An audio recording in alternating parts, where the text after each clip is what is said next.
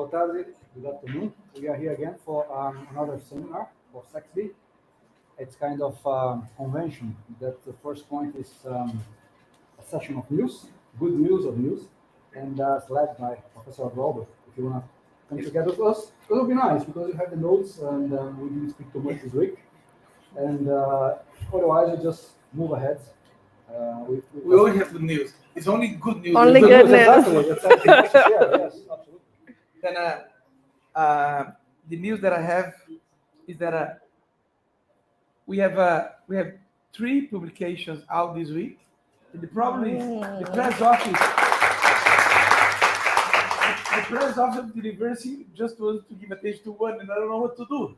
I mean, I think they're going to probably give attention to the owner of the donkeys. Just said, anyway, 3 publications.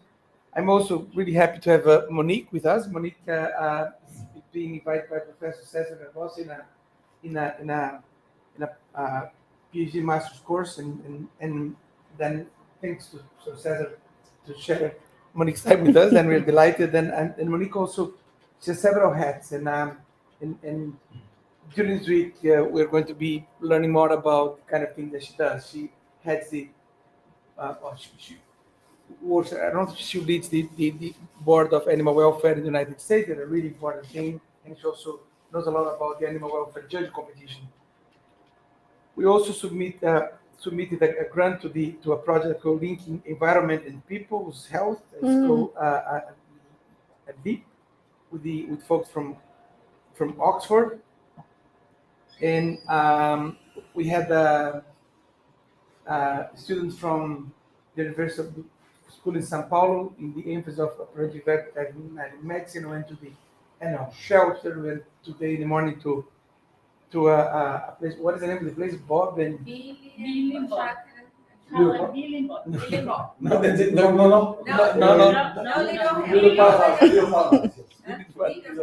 Right, and also. But not Bob's Burger. Not Bob's Burger. Okay. And the activities in schools are going incredibly well. I was at the Paulo de Barros on Friday. I think there are activities in Caique and also Coronel Franco. And we have 2 postdoctoral positions open, and help us to advertise these 2 postdoctoral positions open. And on Monday, we spent the day at Exalc, looking at cats, quatties, and ducks, and humans. And it was an amazing exercise. We have a lot of things to talk about that. But these are the news. And it's not. I take the role but of course you can open if someone else has news to share. They're very much welcome. Yeah, usually people try to converge to you, and that's why you always invite this group in here to initiate. But if there is some more news that anybody would like to share, please feel free, take the floor. Otherwise, without further ado, Monique is here with us and known by us. And thank you very much again for thank you by. guys. Yeah. And specialist in all areas of welfare, sustainability, mainly related to pigs, and board member of a number of associations worldwide that had impact worldwide. So please, the floor is yours. Absolutely. Please, thank you, Michael. And we go ahead and at the end some questions if we have time enough. Yeah. Thank you very much. Thank you. Very happy to be here. This is really my now officially new place of living. I've been becoming Brazilian. I think I come one more time. I still haven't learned any Portuguese, but I do know morango and quinta. So strawberry on Thursday is going to get me a lot of places, I think. Good communication. I really like always coming and talking to you guys. I appreciate having the opportunity to work with you. I know there's a combination of graduate students and veterinary students. So happy to hang around and learn more about your projects. I have plans for you, by the way. So we'll see. I'm a board certified in the American College of Animal Welfare, which is a relatively new specialty for veterinarians that specifically want to specialize in welfare. And it's not just for the United States or Canada. It's for all veterinarians. And I'm really interested in getting a nice program started down in South America where we have more diversity and more voices in this college, because right now It's very limited. It's very specific to a lot of laboratory animal vets, a lot of regulatory vets. So getting voices from different countries, different species, really interested to talk to see if you have interest in that. But today I'm going to talk about some recent projects that we've been doing, and they're not even fully complete yet, but an area that I'm interested in and trying to evaluate improving welfare with situations that we have challenges with on farm consistently.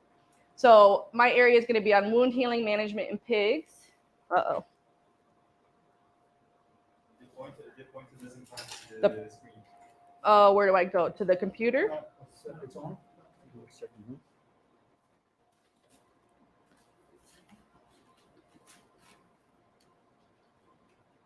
Yeah. Okay, now we're good. Okay.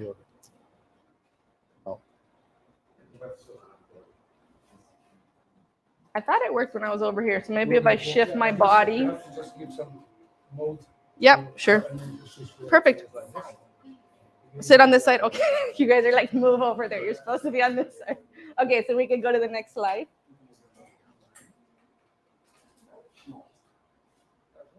I might have a problem with my PowerPoint.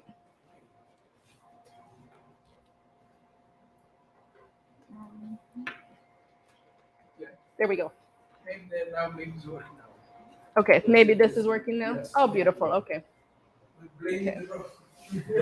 Well, we're going to blame something with technology. It's never us. It's something wrong with the computer.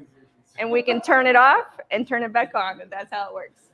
All right, so I'm going to go a little bit introduction into animal welfare and how we define it. And for Anna and Victoria, this will kind of fall into what we've been talking about during the class on looking at measures that are animal-based that are specific to how we assess welfare and how we verify welfare on farm. So we're going to go into this, and then I have two studies that we've just completed looking at wound healing for shoulder sores and castration. So I look at animal welfare as both the physical and mental state of the animal. So I look at the way that the animal's responding to the environment, both physically and physiologically, as well as what the animal is experiencing. So I really like to use the collective idea of the animal's health and performance, the animal's experience, and also the animal's behavior. And from us in the United States, animal welfare is very driven by market access and transparency and consumer trust. So from an animal welfare standpoint, we understand that to improve our health and performance on farms, we need to have good welfare. To ensure that the pig is experiencing positive experiences or positive affective states, we need to be thinking about the welfare. And in order to continue to purchase or to buy products and have people purchase products from us, we need to maintain this consumer trust or social license that they believe that what we are doing on farm is correct. And we have a lot of pressure in the United States on consumer trust, very much so. And so we're seeing this transition on how we prioritize welfare and how we verify welfare to ensure that people feel confident in the decisions they're making when they purchase products at the store. So when we think about defining animal welfare, there's a variety of ways that you can think about this. And this has been fun for me because I think back of when I started to learn about animal welfare and how many people have heard about the 5 freedoms.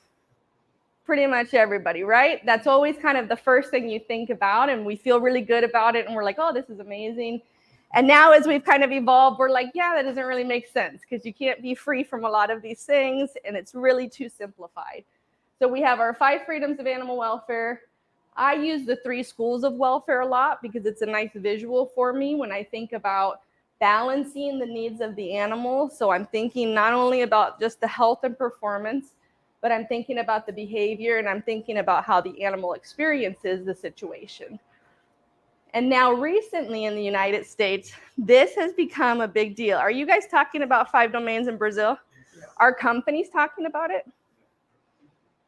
Like your policies, are they changing at all from that standpoint? No, discussion is maybe in academia. In academia. So we talk about 5 domains in academia, but we're now starting to see big companies like Tyson that produce a lot of products changing their animal welfare policies to not talk about the 5 freedoms anymore, but to talk about the 5 domains. And I will be completely honest, the 5 domains isn't something that I have put a lot of thought into, but I've really been kind of going back and thinking about how I assess welfare. And I like the 5 domains in the sense that it all comes down to the animal's experience. Everything that we do is going to have a positive or negative influence on that animal. And so we're starting to see companies not only change this, but we're also seeing companies that are training people on farm to start thinking about that from a caretaker standpoint. So instead of bringing somebody new onto the farm and saying, okay, we feed this and we provide water because we don't want them to be hungry and thirsty, we bring them in and say, your job is really important because you being on farm, make sure that animals don't feel hungry and thirsty, and you're providing them with what they need. And so for a lot of our caretakers who have no experience working with animals, they feel better about their job, thinking about the good things they're doing for the animal. So kind of that background on different ways that you can look at welfare, and everybody has their own perspective, own definition, and values, right? Everybody in the group can say that animal welfare is important, but you are going to have something that's more valuable for you from an ethical standpoint. There's going to be things that are more valuable for me. So regardless of how we look at it, we need to be assessing animal welfare using a systematic and comprehensive and objective manner. So we need to be assessing welfare, looking at things as objectively as we can, driven by science. We need to think about how external circumstances, so our facilities, our nutrition, our protocols for caring for animals, impact what that animal experiences. And then we need to recognize that we have to adapt across production systems. So Cesar sent me a document today looking at the best pig practices or records across the systems. And the first thing I noticed is you have only about 6% of your farms that are over 5,000 sows. We're probably opposite on that. We're probably 75% of our farms are going to be over 5,000 sows in the US. And so just because there's differences doesn't mean that we are not going to address welfare, but we need to think about how do we adapt this to make sense for each production system we're working with. And an area I'm really interested in getting more value behind is these grading and ranking opportunities. So right now, when you assess welfare, it's typically a checklist. Are you doing it? Are you not doing it? Is it there? Is it not there? But I think we need to start thinking about how do we rank the value or the importance of the welfare issue. So is being out of feed and water for 6 days more important than an animal that hasn't had an injury that's treated? Is more important than an animal having access outside? And we don't really have that. We don't have that ranking, and it might not be possible, but we need to start figuring out how are we going to tackle welfare issues and address the most serious issues, and then kind of work from a longevity or a long-term standpoint to improve it overall. So make sense? Kind of, everybody's good? You guys are looking way too serious at me right now. I'm used to Brazilians smiling. I'm used to hugging. You guys were looking way too serious. Okay, so don't get too serious on me. So what we've been working on this week in the graduate course is how do you actually assess welfare and measure welfare on farm? And when you think about it, regardless of the standard you're using, so if you're doing like a niche market company like Certified Humane, or you're looking at a national company or a government, you're going to look at 3 different categories. You're going to look at animal-based measures, which are specific to the animal. You can't look at it without looking at the animal. You're going to look at facilities or resource-based measures, and you're going to look at protocols. So reports, records, treatment sheets, everything that every producer hates to show me and has in like a weird Tupperware on the side that they have 5 years of data. And I'm like, okay, well, that works. So from your perspective, which measure would be the most important from a welfare standpoint? Animals. Why, Andre? Because they show if they're okay with the environment, and they show if they aren't. So if you look at the animals, you can see how the farms go. Exactly. They're the most direct indicator of welfare. We could look at empty barns all day long. We can predict what could or could be bad, but the animal is going to tell us what's happening. And animals are really important because when you go to assess a farm, it's this snapshot in time. You usually stay a couple of hours on the farm and you're going to get an idea of what's going on, but you don't know what happens every single day. But if you have an issue, you're going to see that in the animal. How you can measure it in a farm with 3,000, 4,000 pigs? we're working on that. So what we are currently doing right now is we do a sample size. So a statistical sampling where you base it on your total population, and then you have to go through and you'll pick a certain number of random samples, and you have to include every single barn or what we call airspace. But what we've been talking about in the class is nobody's ever validated that sampling size. So we're probably very underestimating some of our measures. So right now what we're doing is we're going through and we're looking at every single animal on the 5,000 farm, and then we're comparing it to the different sample sizes. But it's hard, it's difficult, and it takes a long time. So if I'm on a 5,000 sow farm and I'm gonna be looking at every animal, I'm gonna be there for 4 to 5 hours. And that doesn't include the paperwork, that doesn't include the conversations. That's not any of the training, it's all just the animals. So we're working on that balance, but we haven't found a good spot yet. So the animal-based measures really allow for this variation in system design and management. So I can go to a 500 sow farm, I can go to a 10,000 sow farm. I'm gonna be looking at the pigs the same way. I'm looking at body condition, I'm looking at lameness. It doesn't really matter if they're in group pens, it doesn't matter if they're in crates. I'm gonna be able to assess those animals. The challenge with animal-based measures is that the problem already happened. So if I have a huge issue with lameness, everybody's been lame for some period of time, right? It likely didn't happen overnight. If we had, as we went into the facilities during the class, we have some ear biting, we have some lesions. All of these things are after the fact issues that we need to now address.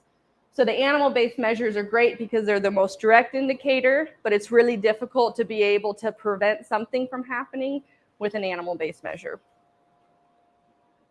So these animal-based measures here are all measures that we use in our common swine industry audit. So it's our United States audit that's required for our producers to be able to send their pigs to a stock or to a packing plant. I would like to pretend like I was converting myself into Portuguese, but I just forgot English. That's all that happened right there. My wires crossed, but it was the same language. And when you look at this, what you can see is a lot of our measures are specific to lesions and injuries on the animal. And so when we think about assessing welfare and if an animal has good welfare or bad welfare, we're really looking at what the animal's condition looks like, and we're looking if that animal has injuries. And so when we think about this, we have abscesses, deep wounds, or open wounds where it actually goes through the skin, shoulder sores, scratches, vulva injuries, and tail biting. And so of our animal-based measures, the majority of them is us actually looking at some type of wound. This is even more important from a producer standpoint because 30% or more than 30% of all the points that the producer is going to get is based on these lesions, based on these skin scores. So we have lesions as a direct indicator of welfare that's really going to influence the overall score of that producer in the end. The hard part is we don't really do a good job on managing wounds. So you guys right now, for those of you who've worked with pigs, what do you usually spray on an open wound, or what do you treat with? Yeah, there's a commercial type of spray. Do you guys get the blue spray still? Yeah, We're not allowed to do the blue spray anymore. The blue spray, because of the they say it's carcinogenic. So they told us that we're not allowed to use the blue. What's it called? Silver. I'm trying. Maybe it's a different product that we have, but we had this. thing that it has organophosphate in that. Yeah. So they didn't allow us to do it anymore. So you have the blue. What else have you guys seen on any species? The silver. Okay. Our favorite thing that we use is iodine. So we just go and spray iodine on everything, and I don't think we're actually doing anything. So other than iodine, we really don't manage any of our wounds. And we think about it from a welfare standpoint is any lesions is going to have a negative affective state of the animal. That animal is going to have a degree of pain, a degree of suffering, depending on how severe the lesion is. And we're also going to see this from an influence standpoint on performance, right? You're going to see a reduced performance or reduced production on that animal. And sometimes you can get to the point where we have carcass quality issues. So here's a really nice example. I don't tend to get very economic focused, but I think this is really valuable to think about not only from a welfare standpoint, but what it means from a bottom dollar standpoint. So This is a publication that came out looking at the financial impact of tail biting and looking towards figuring out ways to go to non-docking. And so they found that pigs with tail lesions, if you at least had greater than 0.8% of your farm with tail lesions, which isn't a huge amount, right? But if you had over 0.8% of your finisher pigs with tail lesions, it increased 7 more days before you could get them to slaughter weight. So at least 1 more week of feeding those animals. The feed consumption costs increased. So for the weaner pigs, it was 3.6 cents per pig, and then an additional 1.4 cents for finisher. And when you look at the total annual revenue for the farm, if they have this tail biting, they're losing about 15% of their annual profit. It's one event or It's over the course of their year.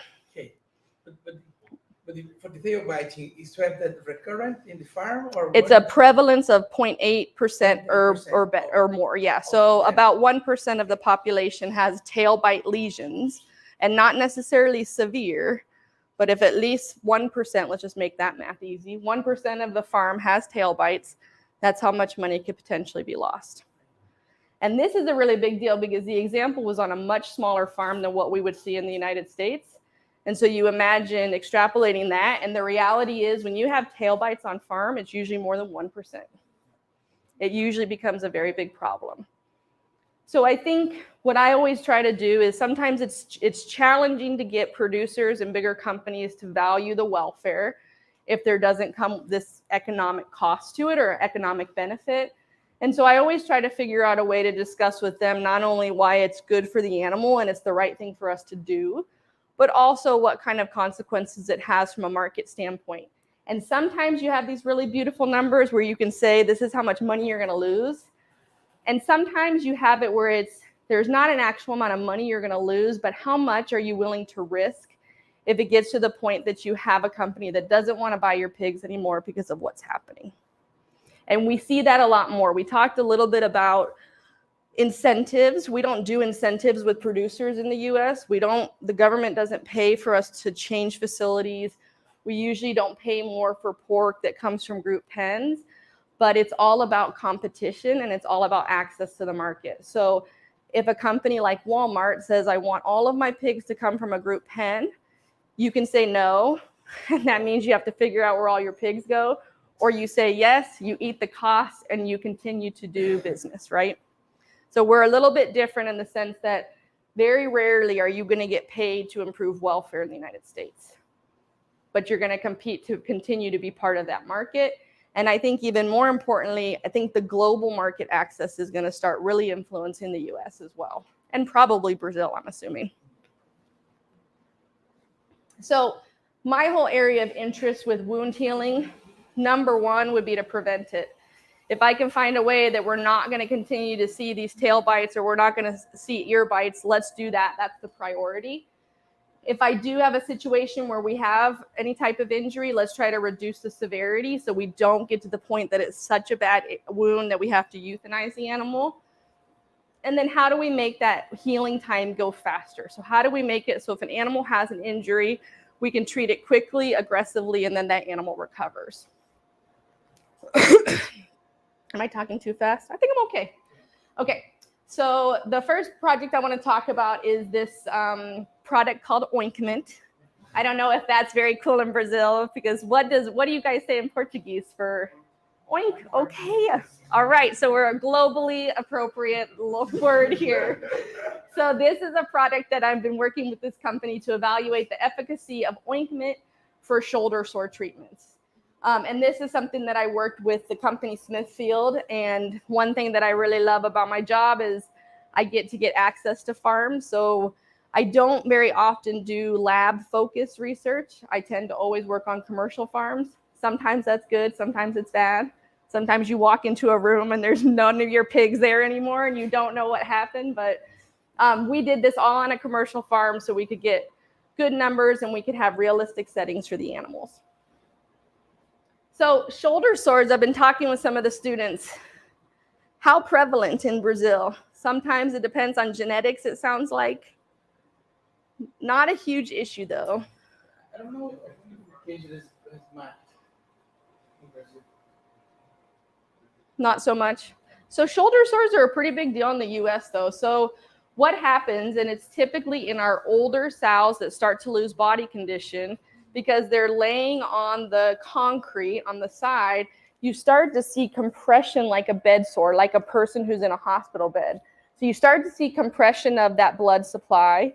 The blood supply stops, and then you start getting necrosis of that area, and it can start to form a wound.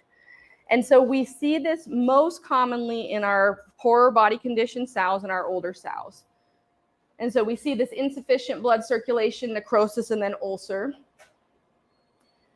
The thing that we notice is the prevalence is really inconsistent. So we can have anywhere from 5% of our sows up to 50% of our sows affected by this.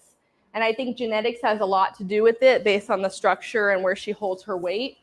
But what we see is it's a major economic impact because we end up culling those girls earlier than we normally would, even if they are good moms, even if they produce a lot of piglets, make a lot of milk.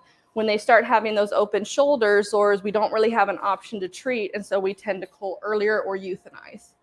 And so this is just an example of a shoulder sore that's been healed, so it's kind of scarred over. So you can see the sows that have it, it tends to be this kind of scar tissue.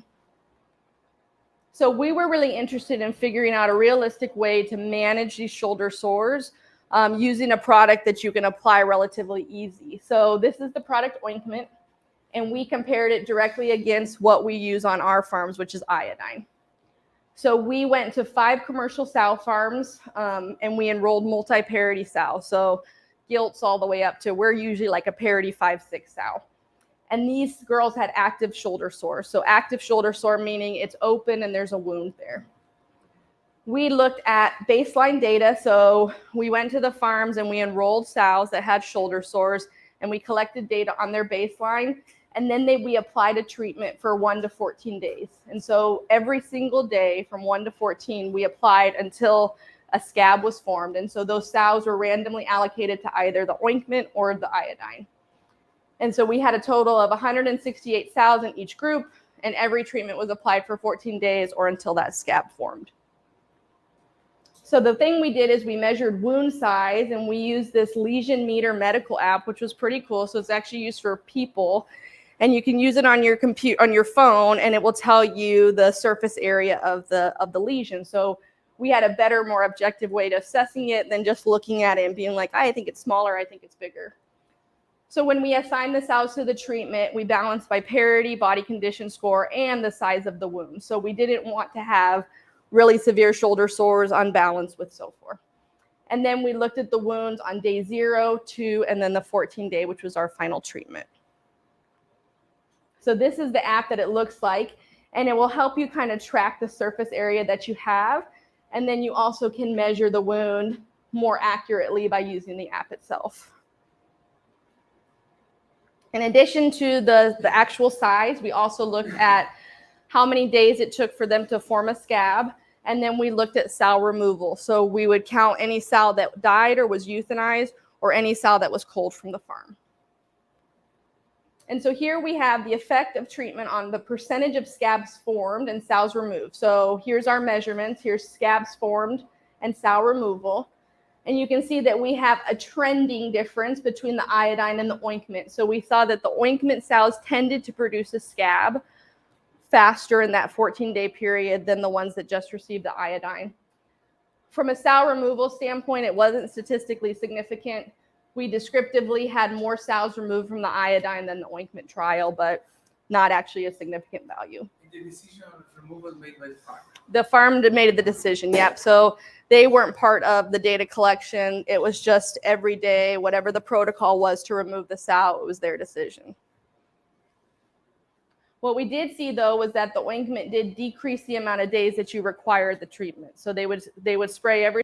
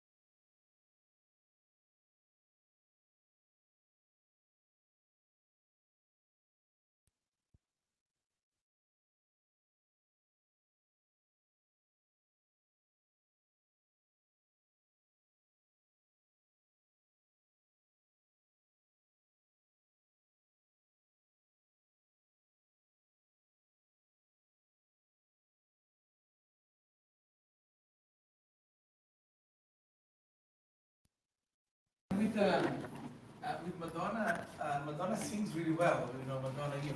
Okay. And then it's playing. That was Okay. kind of good. So you had the combination of the guitar and the singing.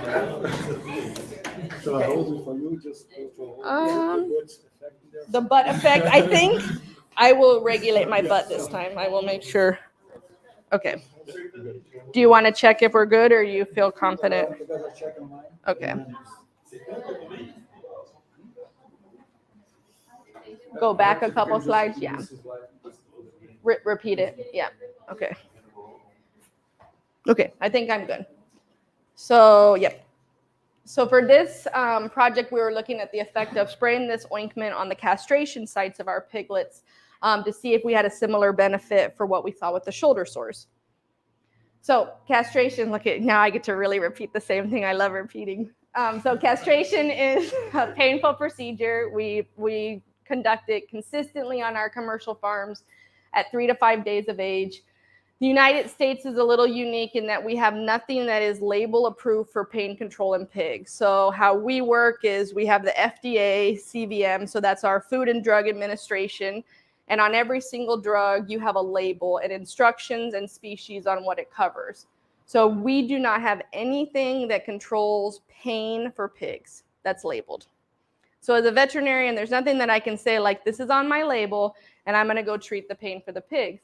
We do have what we call extra label. So if you don't have a drug that's available, you can use drugs from other species and use it in a manner that's allowed as long as you have a proper withdrawal time. So you have enough time before that animal goes to slaughter. Pigs are easy because we don't eat piglets. We wait until about 5 to 6 months before we would slaughter. So any concern on drug withdrawal is really not a concern or an issue. But that does mean that the veterinarian who's giving the drug has to take full responsibility for it because there's not anything that's approved. There's not the studies that have been conducted to tell you you're good on this drug, we can use it.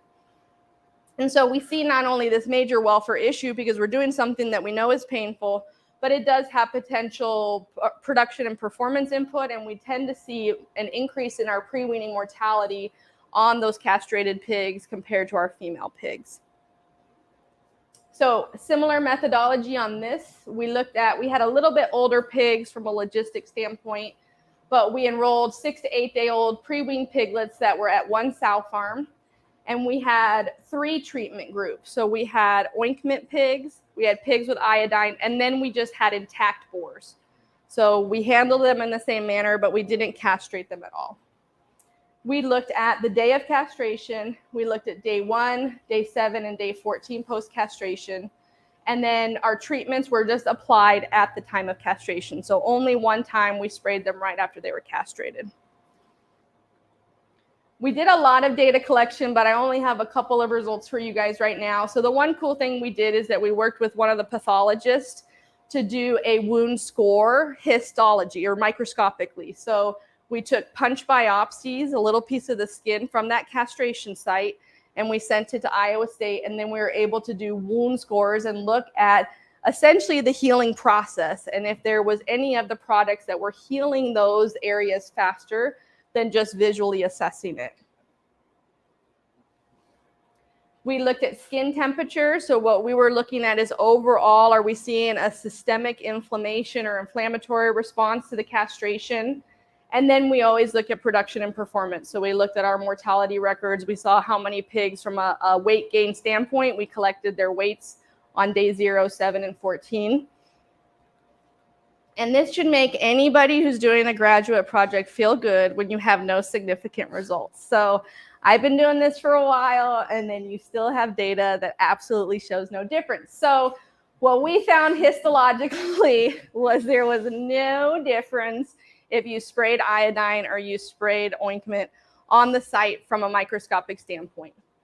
Essentially, this animal is going to heal around 14 days of age, no matter what we're doing to it. So this is kind of just breaking down some of the histological samples. So the ulceration of that skin, the thickness of the skin, granulation tissue is a really nice indicator of healing and progression of the healing. And then we did a combined score. So we really don't actually see, not only do we not see changes by treatment, we don't really see even that much by days. So day 7 and day 14, microscopically, you're looking at relatively the same. So we probably are getting way past that wound healing. By day 7, they're probably relatively functional, and then we continue to improve on. Does that make sense? Gustavo, you seem like completely alarmed by this and grossed out. I know. We did a lot of lesions in class, and so we're not seeing a dang thing. That's what happened. Again, some really beautiful, not significant results, but there's something cool here I like from a scientific standpoint. So we didn't see any difference in our treatment group looking at temperature, but this was really nice that you can see that there is a body temperature increase with castrated pigs all the way out to day 14. So this is our temperature in Fahrenheit. Sorry, I should have done Celsius. And these are our days relative to castration. So you can see on these no castrated pigs, starting on the day of castration, their body temperature is lower than those that are getting castrated. And so you see it as it goes from day 1, 7, and 14. Even on day 14, we had a difference between our control and our castrated. So something's going on there. They're responding. There's an inflammatory response happening. And so just castrating our pigs influences it, because these are our boars that we just kept the testicles on. Yes? Just a real quick question. Yeah. Those pictures were taken from the whole body? The whole body, the whole body. I would be really interested to do just the castration site next time, but this we did the whole body. And I really love this concept because it's a non-invasive way to look at pigs, but the algorithm is not super accurate yet. So we've been looking at comparing the IRT to like rectal temperatures, and they're not quite there yet. Yeah. After that, Yep. we can talk about there's a paper that correlates the temperature nearby the eye with the rectal temperature. So A little bit more accurate. Yeah. And I know that they did the by the eye for like meloxicam castration as well. Yes, and then I also work with thermal images, and then Okay. we take a picture from the face and then from the testicles, but for other reasons. Okay. What's other reasons? I mean, if testicles are involved, I'm interested. Especially if you're not cutting them, because then I'm really interested. Yeah, and we thought about doing the face, but what I'm trying to do is, could I use a tool that a caretaker could go through and take a picture of the pig and help them understand? The face is great, but it takes a lot of manipulation, a lot of control. You got to put them in a bucket. You have to try to figure it out. So I'm always trying to figure out ways to make it easier to use the tools and the technology on farm. And so I was happy to see that I actually saw differences. Who was talking to me? Hugh? Oh, was anybody saying to me? Oh, yes. Kind of peak, the inclination Mhm. of the ointment is a little bit more than the eye line. Any kind of correlation there because of manipulation anymore or longer time or something? I have a theory on that. So, I mean, we're not statistically significant. I think the biggest challenge with ointment is it's primarily alcohol based. So I think we didn't do a pain component to this, but I'm a bit hesitant with the ointment because I think we're probably seeing a little bit of a pain response. And so I don't know if it's changing like the vasoconstriction. So you see a decrease because it's going away or not. But for ointment to work on an acute open wound like castration, I think we have to be really thoughtful on what the animal's experiencing. But yeah, but then it's interesting. And it's interesting here too on why the control pig peaked at day 1. And so this might just be a byproduct of handling them after, but it was nice to see that you do actually truly see differences between those pigs. So it's okay if your data says nothing at the end of your entire research project, because this happens all the time. We saw no performance differences between the treatments. Interestingly, we saw no performance differences between the castrated pigs and the intact pigs. So our mortality and our average daily gain, our weight, was not different between the boars and the castrated piglets. So I also think there might be something playing a role in the age of the pigs that we collected. So 6 to 8 day old, we probably have missed that whole crushing mortality, right? And then I also think we're probably looking at a farm that does a very good job managing their farrowing system. So that risk of infection, those potential stressors that could really be maybe beneficial to treat this wound might not really be there for that farm that we were working with. That's at least my excuse on why there was no significant results. And then we saw really our castration healed by weaning and probably much earlier than that. So I'm really interested in the skin lesions and wounds because they're animal-based measures that hold a lot of value for us in terms of how we assess welfare. And we really are not doing anything to manage wounds once they happen. We're trying to do a lot of stuff to prevent it, but once it occurs, we kind of just watch and monitor. I like the ointment because it improved that healing time on the shoulder for the sow, and it's going to allow that sow, I don't know if more comfort is the right answer because we didn't assess behavior and pain, but it's at least going to improve that healing so she can stay in the herd for longer. And then I'm really interested in, research that we can prevent the lesion altogether, and then obviously getting my pain in there and seeing what we can do from a pain standpoint. That's all I have. Am I good on time? My football time? Thank you, guys. All right, I'm ready for it. Yes.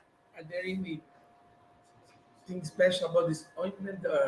Can you disclose what is that? Is it a commercial product? It's a commercial product, yeah. So it's a commercial product, and the company's in North Carolina. So I went to school with the veterinarian, so I think that's why they came to us. It's 98% ethanol, so alcohol-based.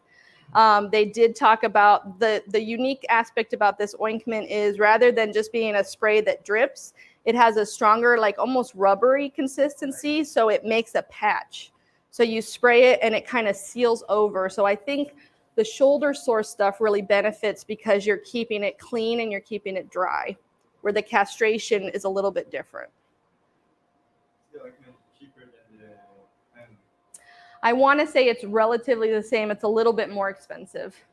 We're seeing a shortage with iodine in the United States, though, so it has been kind of something that people have moved to because they don't have access to it.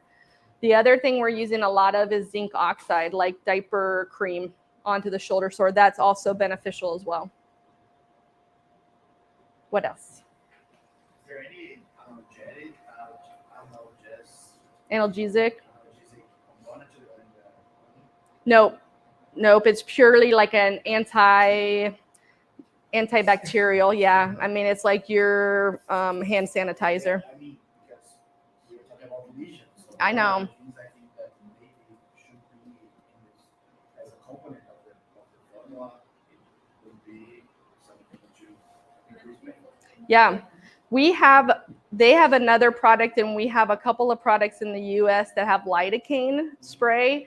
The problem that we've seen is the alcohol is so high.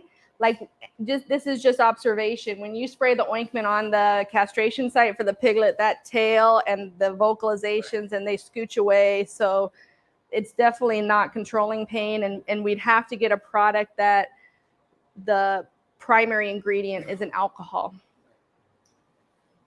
You mentioned in the beginning the overall overview of the herd, the caretaker view.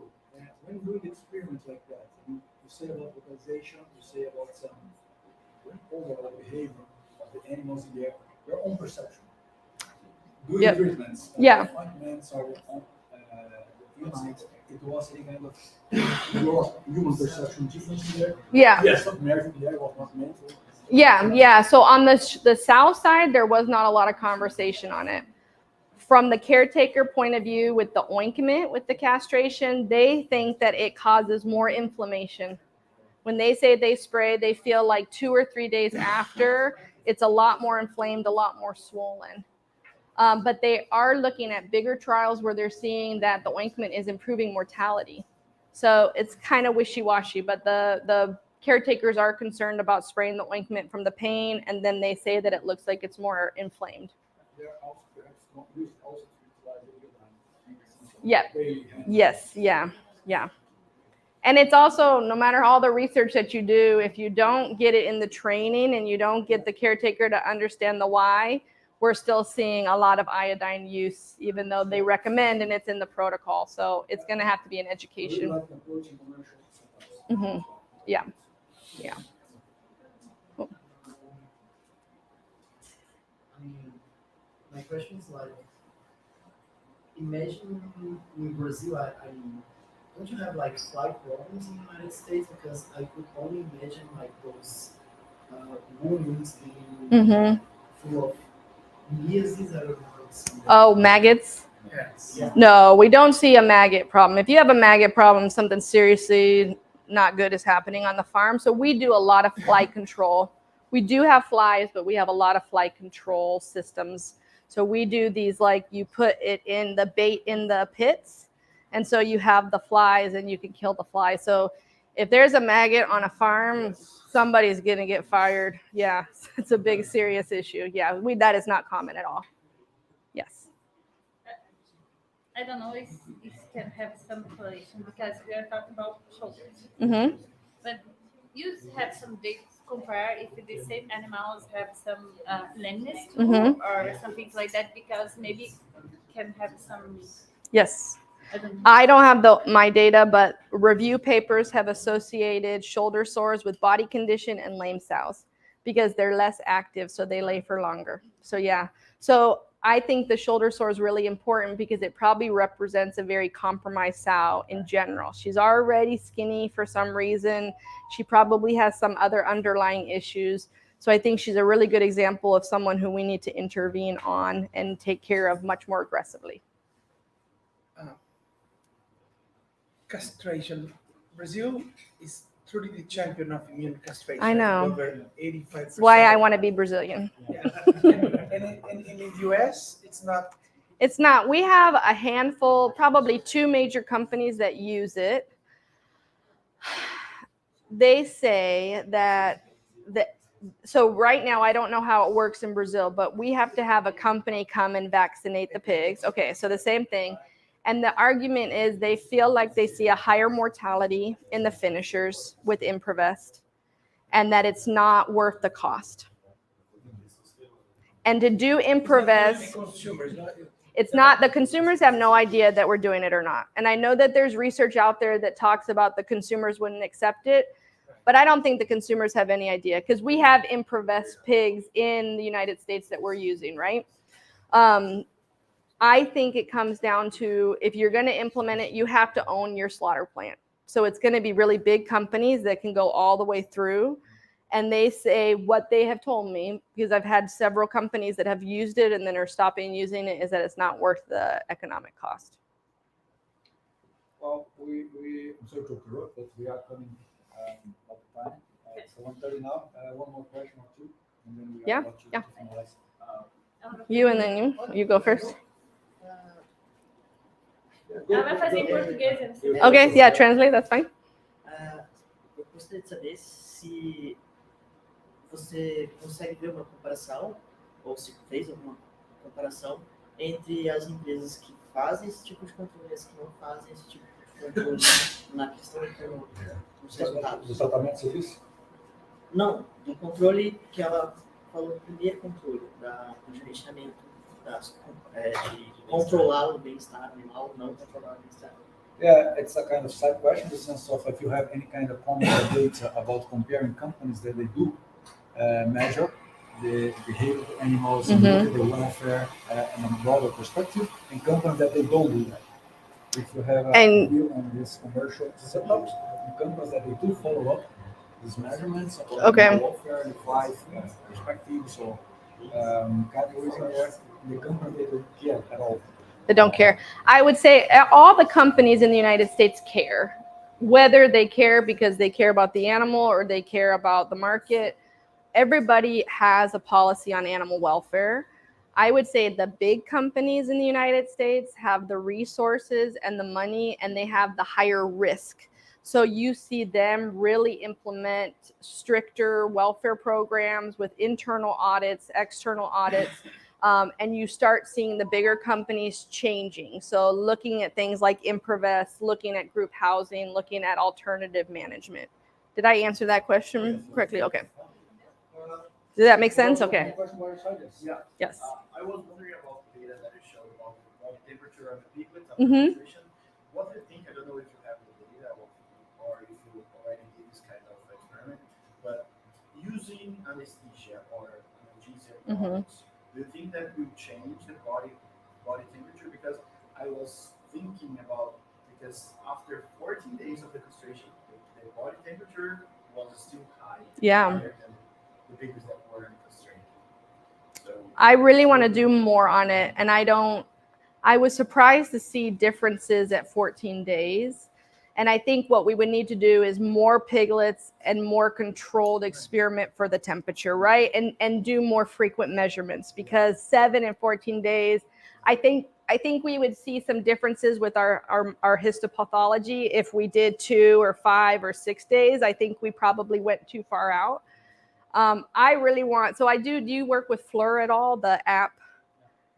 Like the FLIR camera, and then the degree to act. Have you ever used that? Yes, I'm really trying to make that work, but it's not very well. Yeah. Yeah. And yes, we saw different because we compared waters housed in crates and pens and the rigid pens, and also the testicle temperature were Yeah. Yeah, I think. All the areas. Yeah, and I just think we need to get a more objective way of collecting the data and getting more data points so we can start seeing these differences. Yeah.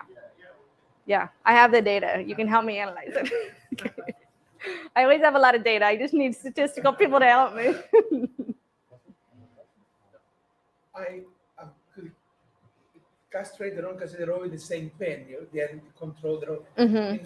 You may have a pen effect because of. We do all treatments within a litter, so they should be balanced. But that is a huge challenge doing any piglet behavior. Is you have the social influence. So we've done for any product that we apply on the skin, we've made our experimental unit the litter. So I think that helps a little bit, but yeah, we're really not controlling the litter size, the ratio of males to female, so it gets a little complicated. And the scale, the industry is quite complicated. Yes, yeah. Remember our time that said that we knew the name, the surname of each song. Oh yeah, no, we're probably not that way. Okay. Good. Well, thank you very much, Monique. Yes, thank you guys. I appreciate it. Thank you.